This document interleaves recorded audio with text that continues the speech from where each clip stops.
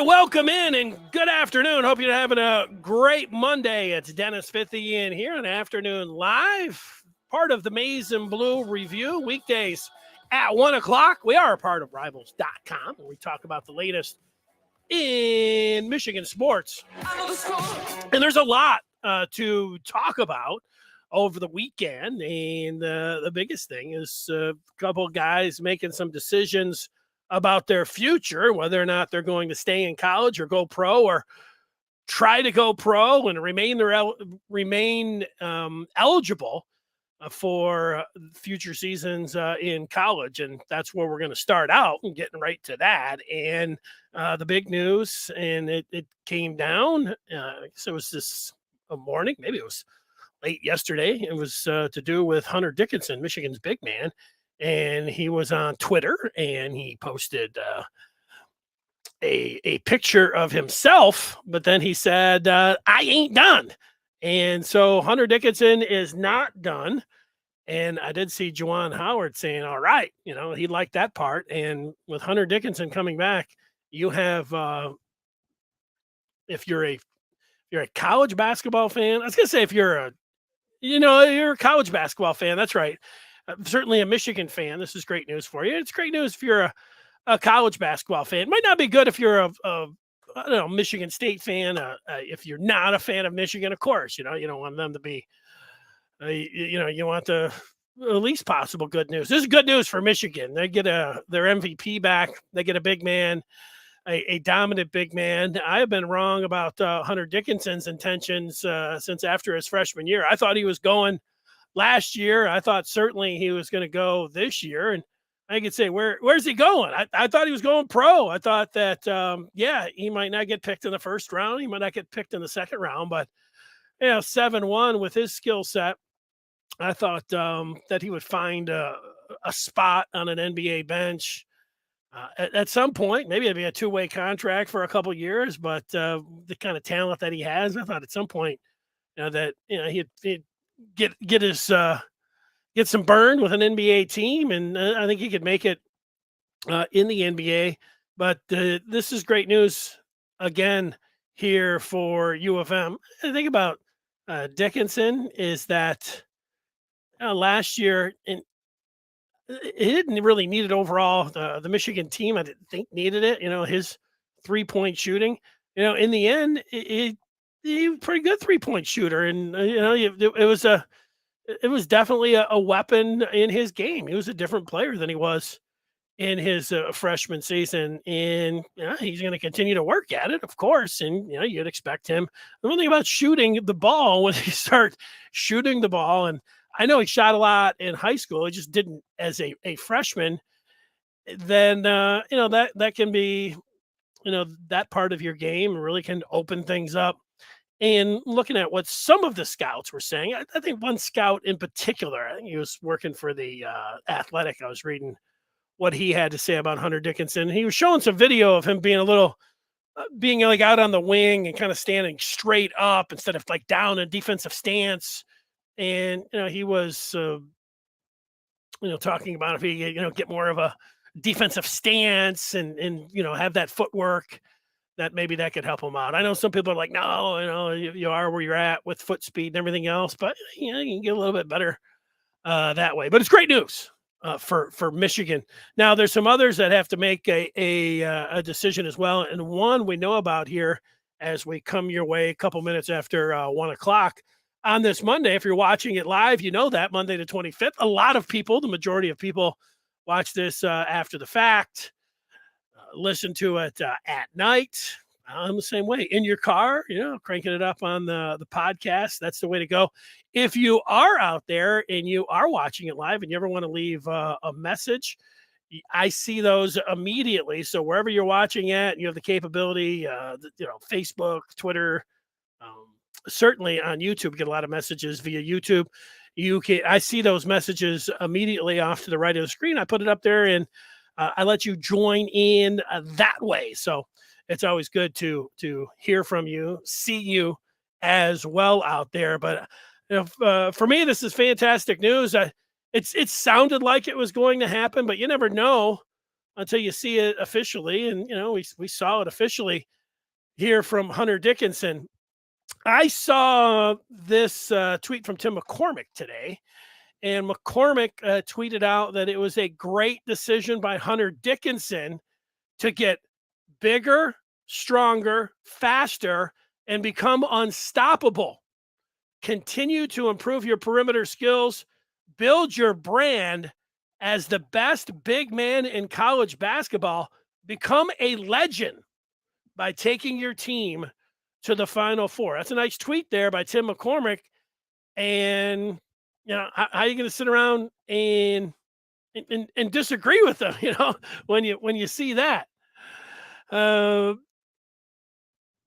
Keith saying, what update? And he says, sorry, meant to say what's up after this. He says, I think on the last show, I said there was no way Hunter Dickinson turned pro. Yeah, well, you were right, and it looked like the rumblings, at least, social media and what you see on there, Keith, it was, even though I was saying right after the season that I thought he was gone, it was pretty quick after that, where it was, Hunter with the name, image, and likeness.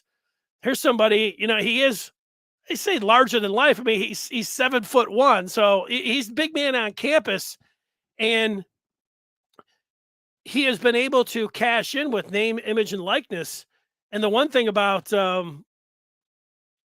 Dickinson, he's a pretty smart guy. You're smart enough where you're able to talk with people that kind of lay it out there for you. You say, hey, look, Hunter, you're not showing up in any mock drafts in the top 32 in the first round. You're not showing up really in any mock drafts, maybe late in the second round. Saw him ranked like at 60, which is late in the second round. Maybe, you get picked, maybe you don't. So, your choices are, and remember, Luka Garza, the center for Iowa, who the Pistons took in the second round. Dickinson, I'd say he's friends with him. He was playing one-on-one with him in the summer, I guess heading into Dickinson's freshman year and Garza's senior year. And, so he got a pretty good look at, what kind of player Garza was up close. And he ended up being the player of the year in the Big Ten, I think, in the country, right? So, and in Garza, you get that two-way contract, and he did play in the NBA. So, you've got that as, a possibility for Dickinson. You say you can have that, and you know how much money that is worth. And you say, well, look, or you can stay at Michigan and you can be the big man on campus. You can, get cars and money, and you can get paid, and you'll be on TV every night, and you get a chance to, like as McCormick, puts here, continue to improve your skills and build your brand, and become a legend. And so there you go. We do have Alex also weighing in, saying Diabate has entered his name in the draft.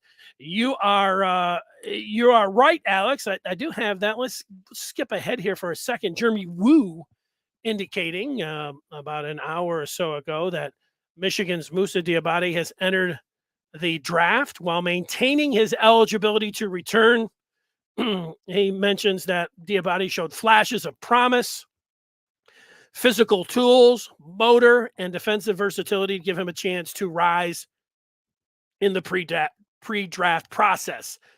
Well, that's right. You get out there, and if you're Diabate, do you think that somebody's going to take you in the first round? Probably not. But you get out there and you're working out, and it only takes one team, and they say, man, look at this guy. And physically, like all the things we've watched him, at times he played like a first rounder. And of course, a lot of times he didn't. You could definitely make a case if he came back to college and upped his game all around game, that he could put himself in position to be a first round draft pick. Now, so he has till June 1st to make that decision to pull his name out.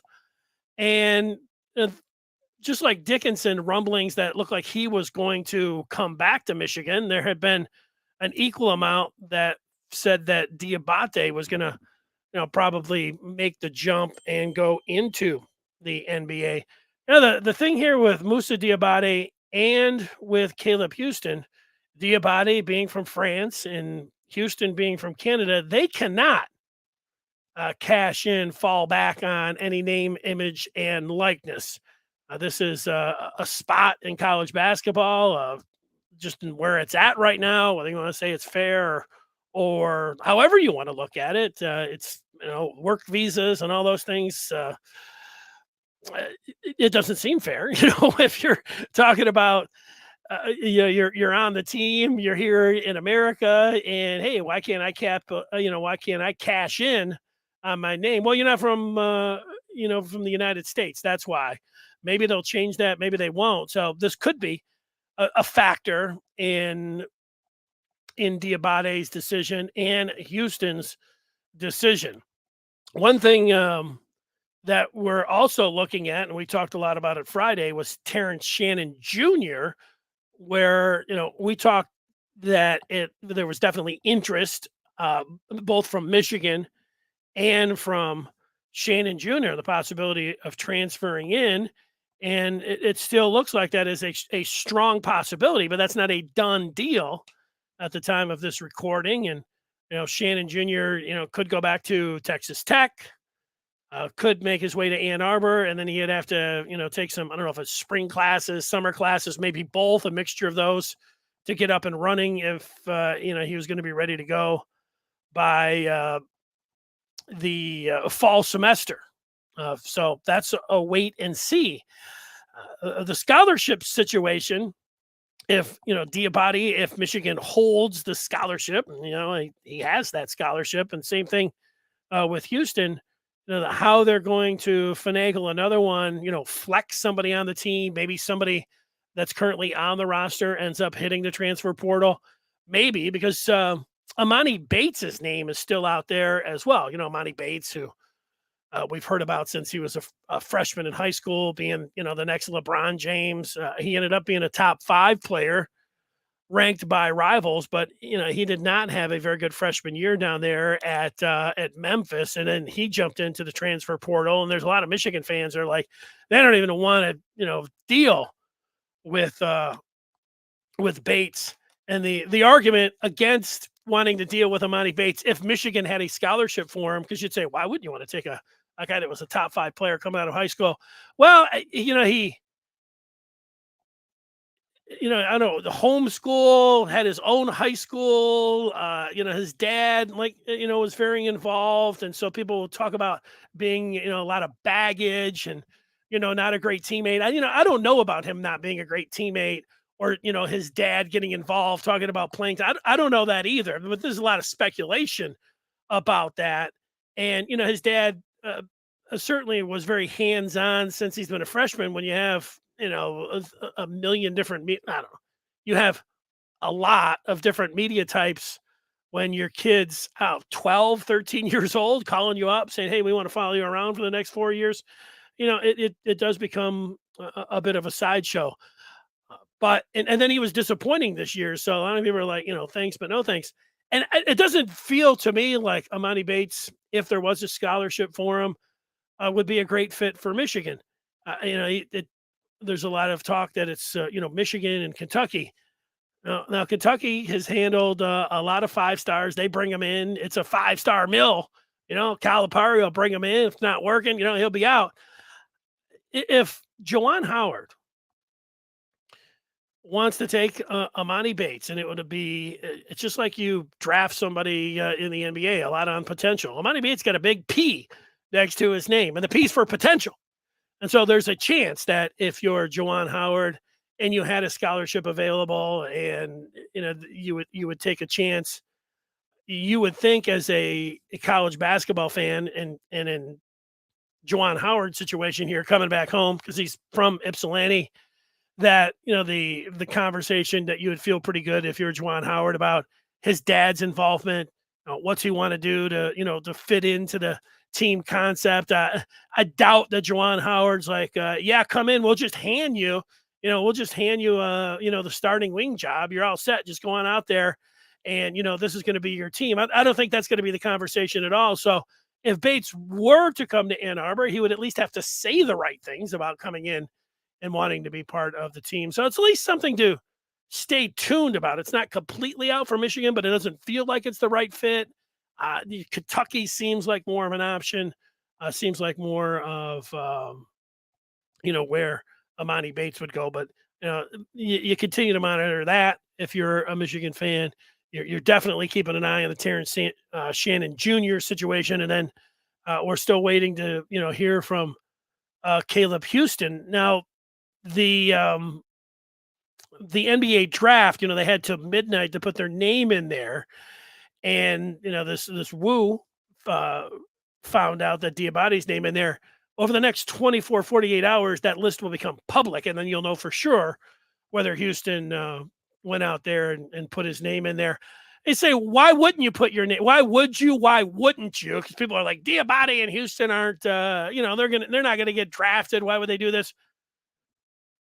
Well, it doesn't hurt. Like if Caleb Houstan puts his name into the NBA draft while maintaining his eligibility, you can go and you can talk to the NBA. You can go to this pre-draft process, which is workouts and you can get a really good idea where you're at. Now you can do some of that beforehand as well. So I think the one part where you could make a case that it could hurt you, it could hurt Michigan, where they could grab a player or two.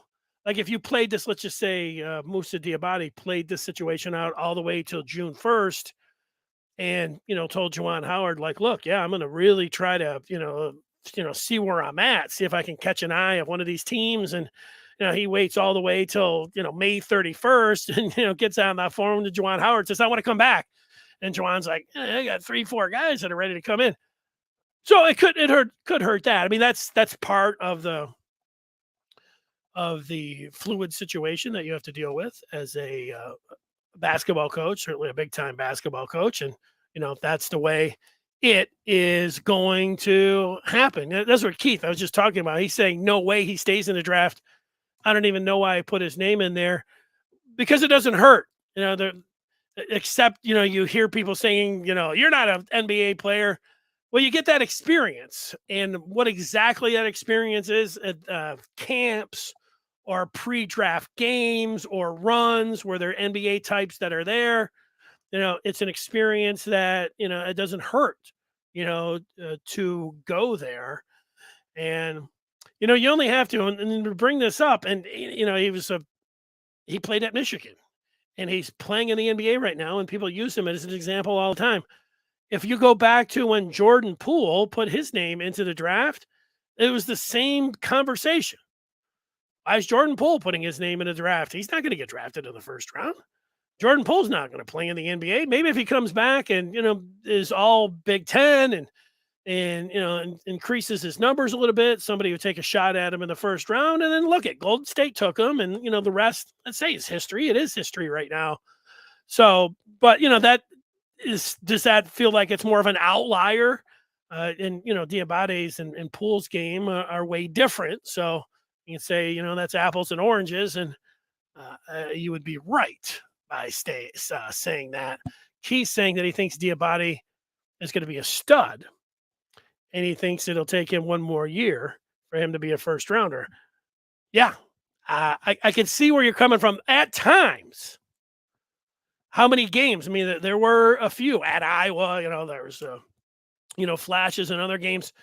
There were some games where, and I don't know, maybe 3 games. I'd have to go through and look, but certainly one game where he was the best player on the floor.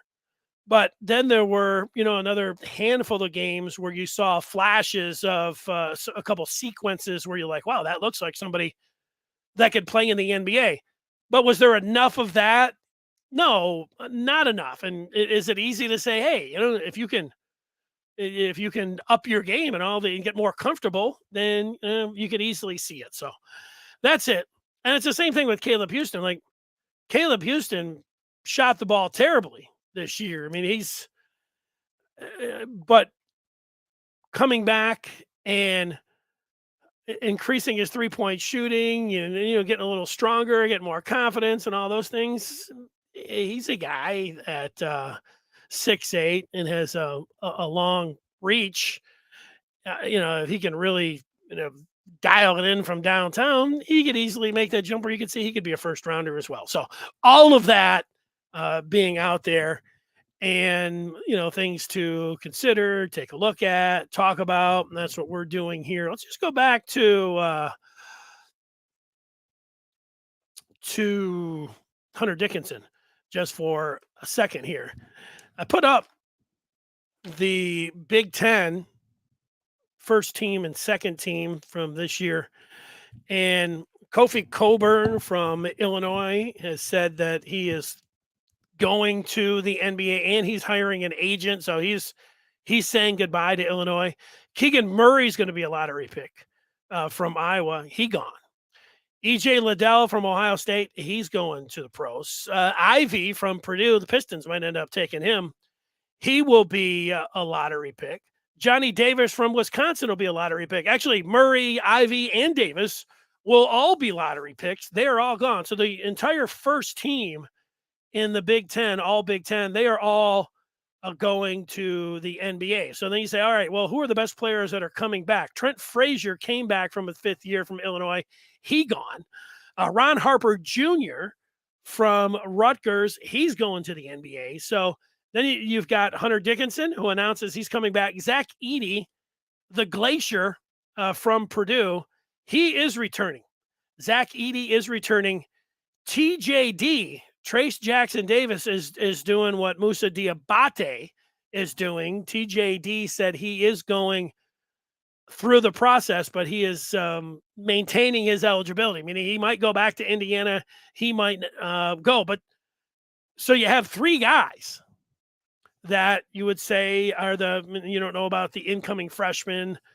We don't know. Not all of them have picked their schools yet, but the best players coming back in the Big Ten, the Glacier, Zach Edey, Hunter Dickinson from Michigan, and then TJD, Trace Jackson Davis, maybe two for sure there. So that's why it looks good for Michigan when it comes down to Hunter Dickinson coming back.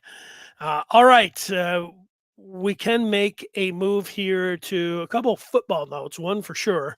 And we'll get more on, start talking about the draft coming up, how the Big Ten, certainly how Michigan's looking, how that first and second pick are looking, all of that. And, when you've got Michigan, you get the Big Ten, and you get the Lions picking second and 32nd and 4th. You got a lot jammed in there locally. We'll be able to do a lot over the next couple days going towards Thursday's draft. Michigan over the weekend also got some help on their football team, and a place that they have been looking for in entertaining players in a tough spot to get help. They got it right there in the middle of their defense at defensive tackle.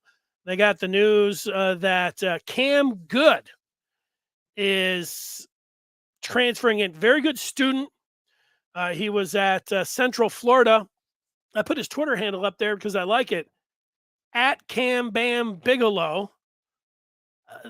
Nice. You like that. But Central Florida transfer, defensive tackle, Cam Goode. He is 6'2", 315. A couple of the numbers that you look at for Goode. He had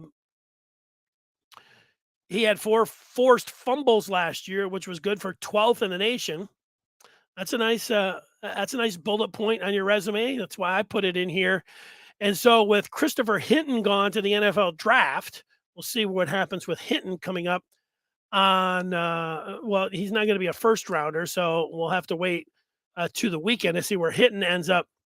But so that Mozzie Smith is going to be your starter, and probably Chris Jenkins, depending on what kind of front you're in. But you want a rotation at defensive tackle. So you've got Rayshawn Benny, you've got Ike Iuana, and then you got the true freshman Mason Graham, and now you add defensive tackle Cam Goode into the mix there, and that's looking nice for Michigan. You watch the film, and it happens. When you got a name like Cam Goode, what happens to these broadcasters? I watched a couple of the a little bit of the film of Goode. That was a good strip. And then they get, tongue-tied. Boy, good play. Cam Goode with a good play. It happens, and hopefully that'll be a problem for some of the broadcasters for Michigan next year when you're talking about Goode and him being a rotational player. However he fits in, we will see. But he's got a good experience. He's got the size, and he's got some playmaking ability as well. Talking about Cam Goode. Now, I had some film, talking about watching film. I watched some just leading up to this show of a quarterback. It just showed up on my timeline, and I'm watching this quarterback. Looks like he's about, I don't know, 6'4", 6'5", and he was throwing a 20-yard seam route into the end zone, and he was doing the Patrick Mahomes where it was kind of a no look, but really firing it, 20, 25 yards. Might even have been more than that, but just a really impressive throw. And I was like, this kid looks like a hell of a prospect. One throw, and you could say, and yeah, it's a little bit of a show off, looking this way, throwing it, but you could see the arm strength. You could see physically, this guy, could stand in there, and, he looked great. Well, pretty quick, you look in there and he's a local kid. He's from Belleville. Oh, so is he going to be somebody that Michigan or another school is going to be looking at next year, the following year? The kid's a freshman, so 14 years old in high school. I'll show you the tape on tomorrow's show. The kid looks like he's 21 years old, and he's 14 firing it in there. You just got to see it, and you'll remember the name. You'll watch. I saw it for 5. Sometimes that's what happens. You see something for 5 seconds, and you're like, I'm going to follow this kid, his recruitment and, college and pro career. And I'll remember the first time I ever saw it. And we all understand, like we were just talking about Amani Bates. I remember hearing about Amani Bates when he was in 8th grade. And look at him now. But we'll see. It was still interesting, and I will show the tape, and I'll let you decide if it's somebody that you want to remember or not. That comes your way. I was seeing if I'm getting a text about. No, it's not. It's about what I'm going to have for lunch. Last bit of feedback coming in from Keith, and let's see what Keith has to say. Keith saying Jordan Poole had more accomplishments in college, not just the game winners, but more on his resume. Yeah, I'll agree with that. You're talking about the shot on St. Patrick's Day against Houston in the tournament. That was awesome. But the point is he wasn't all Big Ten, and there really wasn't anybody saying that they thought, oh boy, that was a good decision here by Jordan Poole. In fact, it was the exact opposite, and it was a lot like you hear with guys like Houston and Diabate. Not ready. Maybe in a year or something like that, but it worked out for him. I like it. Thanks for the feedback. 1:00 tomorrow. We'll definitely dive into some NFL draft. I've gone through a few mock drafts myself. Once I get to about 15, I know that I haven't completely dove in to the NFL draft like I have in years past, even though I watched more football, more college football and more pro football than I have in 15 years, just looking at the draft process. Because when I get to about 10 or 12, I have to start looking at team, because before I can be like, oh, that's a guy's going there, here. It's a different kind of draft this year. There's I think it's going to be a lot of fun on Thursday night. Previous to this weekend, the odds-on favorite to be the number one pick was with Aiden Hutchinson. This morning, he is not the odds-on favorite to be the number one pick anymore. So things are changing, and usually we know who's going to be the number one pick. We know who's going off. We don't know who the top offensive lineman is. We don't know who the top defensive end is. We don't know who the number one pick is. I think the things we do know, I think we know that Aiden Hutchinson will get picked by the Lions if he is not picked by Jacksonville. Other than that, we are not sure of who Jacksonville is going to pick number one. We certainly aren't sure of what the Texans are going to do at 3. We don't think that any team is going to want to move up and pay a ransom, certainly to take a quarterback, at number 2. But would the Lions be entertaining if they like, let's say Kyle Hamilton, and they don't want to take him at 2? Would they take a little bit less than the Kings ransom and the point total to move down a little bit and, take what they could, even though they'd be really criticized if they just took like chump change to move down? But, they could say, hey, we still got the guy we wanted, and we picked up a little bit extra. Fascinating. And we'll discuss it. We'll begin to discuss it here on the afternoon live show tomorrow at 1. So if you like the draft, we'll be putting it together and talking about it over the next 3 days. Thanks for watching. Join us on the Maize and Blue Review. I'm there all day, every day, putting out questions, answering questions, having a lot of fun with the Maize and Blue Review, part of Rivals.com. So we'll see you over there on the board. Till tomorrow,